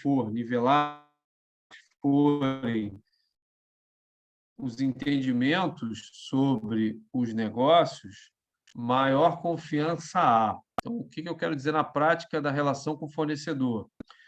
Se o fornecedor sabe, tem conhecimento da sistemática, né, de colocação de pedido, opção do pedido, melhor. Como assim melhor ele vai se adequar ao quê? Ora, se ele sabe, principalmente da recepção, né, da conferência, se ele sabe como é que vai ser feita essa conferência, essa recepção do pedido, ele melhor se prepara para isso. E não vai ser um problema, isso não vai ser uma surpresa. Então, por exemplo, dependendo do tamanho da empresa, você tem todo um checklist na portaria. Então, você, cliente, faz um pedido para o fornecedor. Só que você é um cliente, tem ali uma portaria que exige uma série de quesitos, quesitos que não têm a ver com o seu produto, mas tem a ver com a entrega, com o entregador, né? Então, por exemplo, vai exigir documentação do veículo, vai exigir documentação do motorista. E aí começa, não está com a carteira de motorista adequada, não está com ela em dia, o veículo está com problema, no tacógrafo está com problema de pneu, está com problema de luzes, de lâmpadas, são quesitos passíveis de serem verificados. O lacre está violado. Veja, nem comecei a falar ainda do conteúdo em si do pedido, né? E aí o fornecedor começa a chiar, pô, mas o que tem a ver? Meu produto estava lá, o que você pediu estava no caminhão e tal. Isso tudo só ocorre, ou normalmente ocorre, quando não há um conhecimento por parte do fornecedor daquilo que ele vai ser cobrado. Ele acha que simplesmente vai ser cobrado dele aquilo que está no pedido, ou seja, os itens fornecidos, na quantidade e na qualidade, quando às vezes não. Então, esse terceiro ponto, que é a assimetria de conhecimento, de racionalidade, ou seja, a diferença entre o que um acha, né, o fornecido cliente, e o outro fornecedor, é um problema, e isso afeta a confiança. Tá? Então, quanto mais ambos sabem, quanto mais simétrico for o conhecimento do processo de compra e venda ali do fornecido e fornecimento, melhor, tanto nas questões acessórias quanto nas questões diretas ao produto. Então, diretos ao produto, embalagem, também pode ser considerado até um acessório, né? Então, todo produto tem lá embalagem ou embalagens, né? Embalagem primária, secundária, etc. O que é isso? Quantidade de camadas ali que estão protegendo aquele item, aqueles itens. E, eventualmente, isso aí também pode ser alvo de verificação, pode ser alvo de contrato estipulado. A embalagem tem que estar lacrada, a embalagem tem que ser papel duplo, tem que estar com contendor, que é a fita tal, tem que estar com stretch e não shrink, ou shrink e não o stretch. O que é shrink? O que é o stretch? Stretch é aquele filme, né? Aquele plástico filme que a gente até em casa tem, só que são rolinhos menores, que a gente bota ali em comida, né? Normalmente, deixa na geladeira. Sim. Na indústria são rolos maiores, né? E o Shrek, não, e o Stretch e o Shrink, confundi os nomes. Stretch é o filme. E o Shrink, Esse eu nunca vi esse nome aí. esse é aquele plástico termorredutível. A gente encontra no supermercado quando compra aqueles fardos de PET, fardo de lata, que é um plástico mais grosso e ele é apertado, ele é termorredutível, ele é aquecido e aperta ali, né, comprime num nível aceitável os itens. Isso pode ser tanto para itens pequenos, fardinhos de garrafas de PET, normalmente é o que tem, ou pallets grandes. Até em aeroporto também, eventualmente, bagagens são envolvidas com esse stretch, com esse shrink, perdão. Você tem, para proteger a mala, né? É um plástico mais grosso e ele é termorredutível, ele é aquecido e reduz ali, envolvendo o produto. Então, isso aí também pode ser alvo, né, de relação pedido ali que o fornecedor não entende. Isso não é uma coisa assim, todo mundo sabe o que é. Não é. Então, se vocês, enquanto cliente, fornecidos, quiserem colocar isso como pedido e quiserem ter a confiança do seu fornecedor, então vai explica para ele, é assim que a gente quer, qualifica, chama ele, porque daí não vai haver aquela alegação de, má fé, né? Sabia que precisava entregar desse jeito e não entregou, a não ser que tenha sido um erro, né? Que acontece, e aí vai se verificar através dos diversos BOs possíveis. Tá, gente? Então, vamos voltar aqui para a nossa telinha e vamos trabalhar. Deixa eu compartilhar aqui. Então, o que a gente vai trabalhar hoje, né? Em acúmulo Audion. Nós vamos trabalhar esses dois tópicos aqui, colaboração e cooperação e confiança. Então, o que eu quero de vocês é exatamente a resposta para essas duas perguntas. A primeira para colaboração e cooperação e a outra para a confiança. Quais são as perguntas? Então, para colaboração e cooperação, eu quero que vocês me respondam isso. Quais mecanismos de colaboração ou cooperação são estabelecidos e como que eles agregam valor? Então, são duas perguntas numa só, tá? Então, que mecanismo? Pode responder um só, tá? Quando eu digo ali quais, é porque para a vida real a gente eventualmente mais aí de um mecanismo de colaboração. Então, me diga um, né, para fins de exercício, qual mecanismo de colaboração e cooperação há estabelecido entre vocês e seus fornecedores e como que esse mecanismo de colaboração e cooperação agrega valor. Lembram que eu falei aqui sobre mecanismos de colaboração e cooperação? De uma maneira geral, é troca de informações, é fluxo de informações. Deixa eu só voltar aqui para a tela para vocês me enxergarem. As relações entre fornecido e fornecedor não pode ser uma caixa preta. Ou melhor, não é próspero que seja uma caixa preta. Tá? Não pode haver aquela coisa assim, não, eu não vou deixar meu fornecedor saber, meu fornecedor não deixa eu saber como é que está lá a coisa. Isso não é bom para os negócios. Claro que eu estou falando aqui o melhor dos mundos. A gente sabe que a gente tem que tomar cuidado com esse melhor dos mundos, né? Abrir todas as informações tem que tomar certos cuidados. E aí vocês vão ver como que juridicamente isso pode ser feito, né, com a professora Fernanda no segundo momento.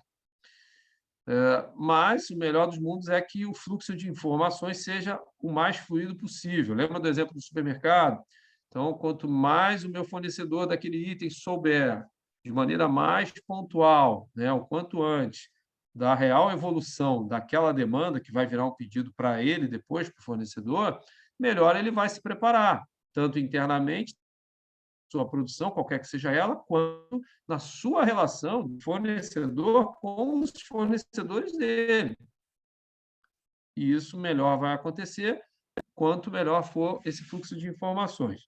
Tá bem? Então, esse primeiro bloco aí de perguntas, que são duas, né? Vocês entenderam? Ou seja, quando eu pergunto para vocês como é que, quais são, ou qual, estou pedindo um, né? Qual é o mecanismo de cooperação e colaboração estabelecido? Eu estou pedindo para que vocês me expliquem como é que se dá o fluxo de informações entre vocês e fornecedores. Estou pedindo um, né? Tá bom? E a segunda pergunta é como é que esse fluxo de informações estabelecido agrega valor? Então, vocês podem me dizer assim, nosso fluxo de informações é o seguinte, a gente coloca pedido, o fornecedor entrega o pedido, ele só sabe na hora que recebe, e a gente, cliente, também só sabe do pedido entregue na hora que o pedido é, de fato, entregue, e é assim que agrega valor. Eu estou aqui de propósito dando uma resposta que é uma resposta, né? Não deixa de ser um mecanismo de cooperação, colaboração, através desse fluxo de informações, não deixa de agregar valor, você coloca o pedido, você recebe o pedido, mas eu digo para vocês, é o modo mais pobre, assim, né? Menos próspero de cooperação e colaboração. É uma forma de colaboração e cooperação, sim, mas é uma forma bem simples, pode ser bem melhor, pode oferecer muito mais diferencial competitivo para a nossa empresa, à medida que tanto nós damos mais informações para o nosso fornecedor, como ele, fornecedor, também dá mais informações para nós. Por exemplo, eu só falei aqui da informação que nós podemos dar melhor para o nosso fornecedor, para ele melhor se preparar, etc., e, consequentemente, melhor nos atender. Mas depois que ele produz o pedido nosso e despacha, existem mecanismos também de informações que ele, fornecedor, pode compartilhar conosco, que são os conhecidos follow-ups, né? Então, ele despacha lá o pedido dele, ou já na linha de produção mesmo, já oferece um follow-up de montagem do pedido, de a quantas anda, etc., até o momento do despacho e depois no encaminhamento, sabe-se lá quanto tempo demora esse despacho, essa distribuição pode estar vindo de um outro país, pode demorar dias, meses, e o follow-up, o que significa? O acompanhamento. Essa informação o fornecedor pode nos prestar. E por que ela é útil para nós? Porque, da mesma maneira que a gente estaria dando para o fornecedor uma tempestiva informação da composição do nosso pedido, de maneira que ele possa se preparar melhor, nós também, à medida que ele despachou o nosso pedido, ou começou a preparar o nosso pedido, também vai nos prestando essa informação. E a gente vai se preparando melhor em função dessas informações que ele nos presta. Como assim se preparando melhor? Ora, Capex, se a gente fez um pedido e a promessa foi de até 30 dias, de até 60 dias, o que eu tenho que me preparar melhor? Já sei que isso vai ser cumprido. Bom, primeira pergunta, será que vai? Segundo, até 30 pode ser 20, pode ser 25, pode ser 30, pode ser mais ou menos, até 60 também. E se vier antes? Quais são as consequências para a nossa linha de produção? Será que eu não tenho que ter espaço para receber? Será que eu não tenho que ter equipe para conferir? Equipamentos que eventualmente sejam envolvidos naquela conferência? Será que eu estou preparado para aquele momento? Com o follow-up, eu não vou ser surpreendido, ou vou ser menos surpreendido. Aplicativos aí de delivery de comida, né, fazem isso, né? Quando a gente pede, aí tem toda aquela sequência ali do status, né, da produção, seu pedido foi recebido, está sendo avaliado, seu pedido foi aprovado, seu pedido está sendo montado, seu pedido está quase pronto, para dar mais fome, né? Seu pedido está saindo. E isso faz com que a gente se prepare, tanto no exemplo aqui da comida, na nossa fome, quanto, eventualmente, consequências. Aí você avisa a portaria, você se prepara, você vai no banheiro, não vai, avisa a família, ou quem é que também esteja ali esperando, uma preparação, e você melhor se adapta àquilo ali, né? Tá bom, gente? Então, esse é o primeiro bloco. Deixa eu voltar aqui. Alguma pergunta, algum desentendimento?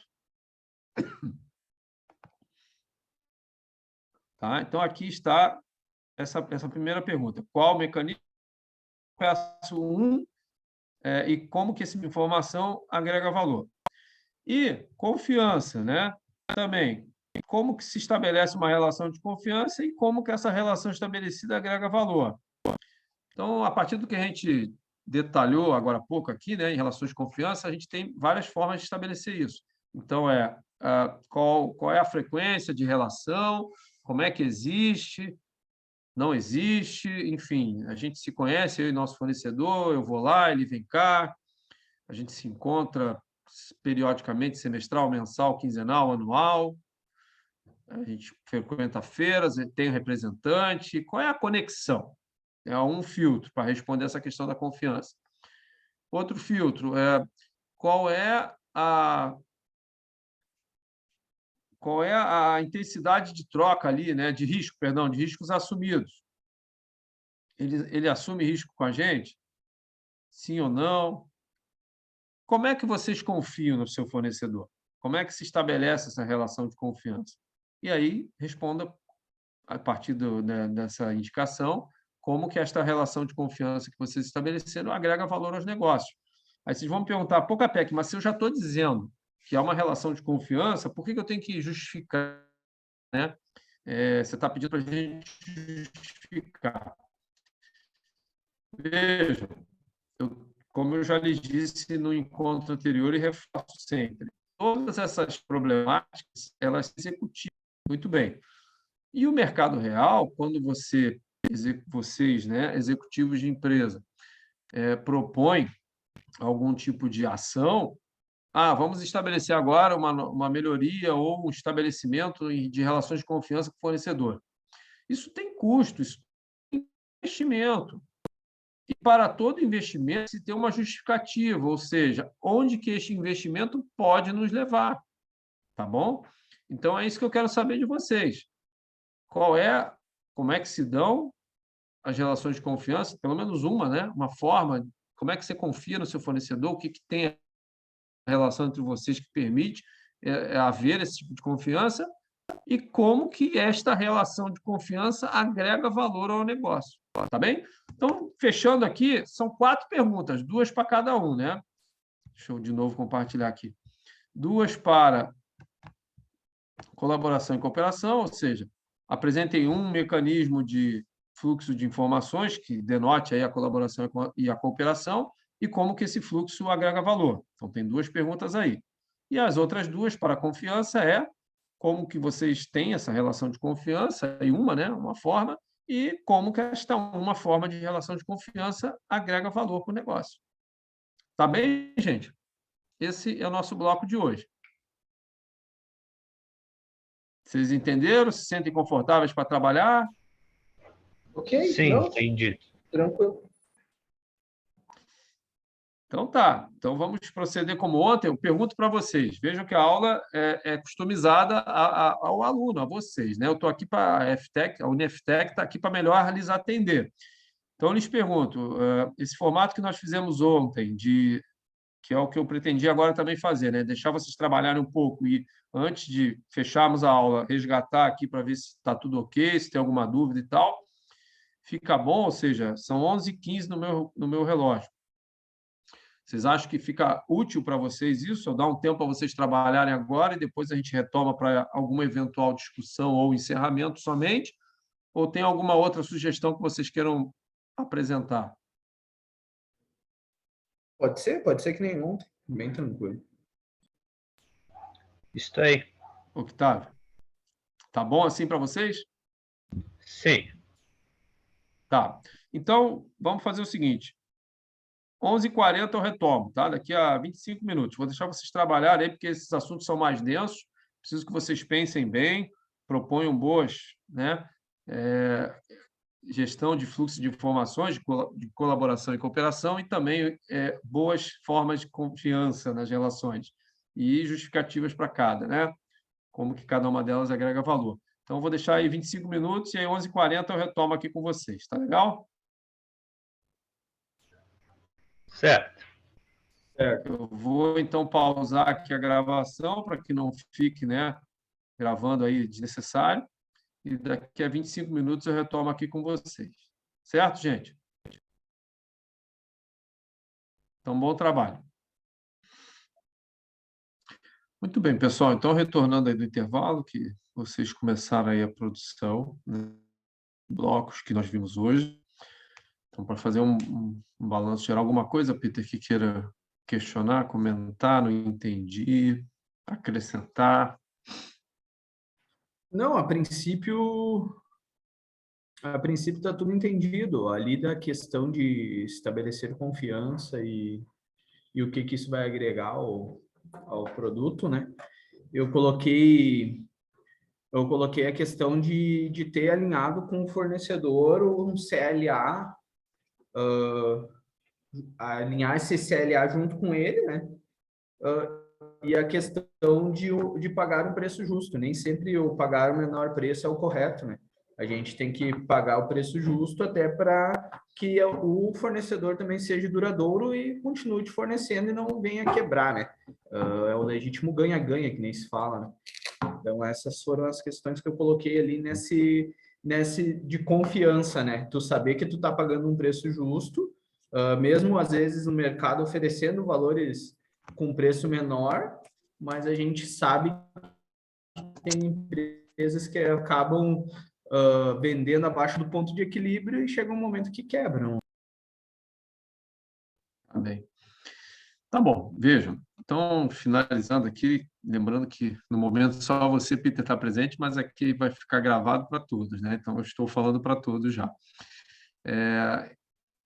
Que as relações de confiança, elas não necessariamente estão estabelecidas. Às vezes, elas estão estabelecidas, mas não são percebidas. Então, há alguma relação de confiança ali quando você for analisar os mecanismos de interrelacionamento, né? Mas você talvez até não identifique, né, que a existência. Então, o objetivo desse bloco, começando por este último aí, que é a questão da confiança nas inter-relações, né, com o fornecedor, é a gente entender o quão benéficas, né, essas relações de confiança elas podem se tornar para os negócios. É claro que, como tudo na vida, em termos de investimento, requer um esforço que há de se avaliar a disponibilidade de recursos financeiros, recursos humanos, processos, etc. Mas esse é o objetivo aqui da gente trazer a reflexão deste assunto para vocês, né? Para que vocês primeiro entendam quão benéfico pode ser as relações de confiança e, consequentemente, saber avaliar dentro das possibilidades da sua empresa o que dá para ser feito. Da mesma maneira, em relação à colaboração e contribuir e trabalho em conjunto, né? Como que, através do fluxo de informações, a gente pode melhorar essa colaboração, né? Esse trabalho em conjunto entre nós e fornecedores. E, da mesma maneira, respondendo como que essa melhor troca de informações, ela pode agregar valor ao negócio, né? Então, como que colaborar, cooperar através de uma melhor troca de informações pode agregar valor ao negócio. A premissa é que agregue valor, né? Na verdade, todos os elementos que eu estou trazendo para vocês desde do primeiro encontro até agora é que essas premissas elas agregam valor. Então, critérios de seleção, alinhar o que você está vendendo em termos de competências das diretrizes previstas nas diretrizes organizacionais para saber o que melhor puxar em termos de critério de seleção de fornecedor.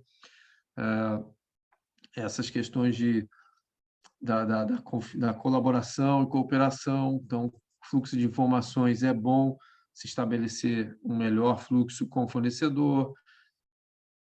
E, da mesma maneira, relações de confiança, sempre é bom. Então, a premissa é essa. É claro que há de se avaliar qual melhor formato e saber justificar, né, dando um tom aqui de realidade nos projetos, né, saber justificar, porque quando a gente vai propor um projeto para algum investimento, para algum investidor, a pergunta que sempre vem é qual é o retorno, quais são os riscos, enfim, então isso tudo tem que estar bem argumentado, eventualmente, num caso real, até bem abstração, mas sim de argumentação, se faz sentido ou não faz e como.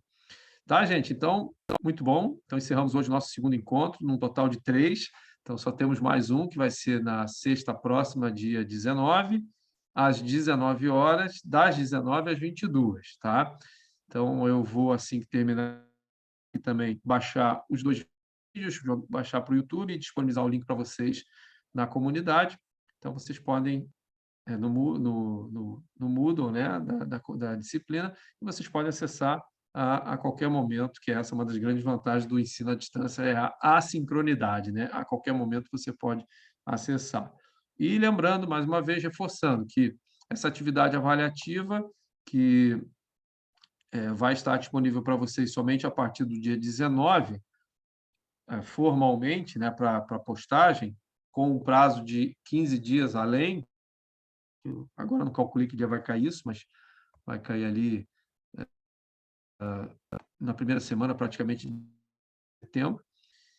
A planilha em si, ela não está disponível para depósito, mas ela já coloquei esse material disponível no primeiro encontro, né, na aula de 12, que foi ontem, para que vocês já possam olhar os questionamentos que a gente desenvolveu aqui ao longo das aulas. Tá certo? Peter, como único presente, alguma coisa a questionar? Não, Algo que tudo queira certo. comentar ainda? Não, Então, tá certo. bem. Então, fica com Deus a todos quando virem esse vídeo. Então, forte abraço, contem comigo, estou sempre à disposição, assim como a universidade está sempre à disposição de vocês. Então, tá, valeu, professor. Bom final de semana. Grande abraço. Valeu.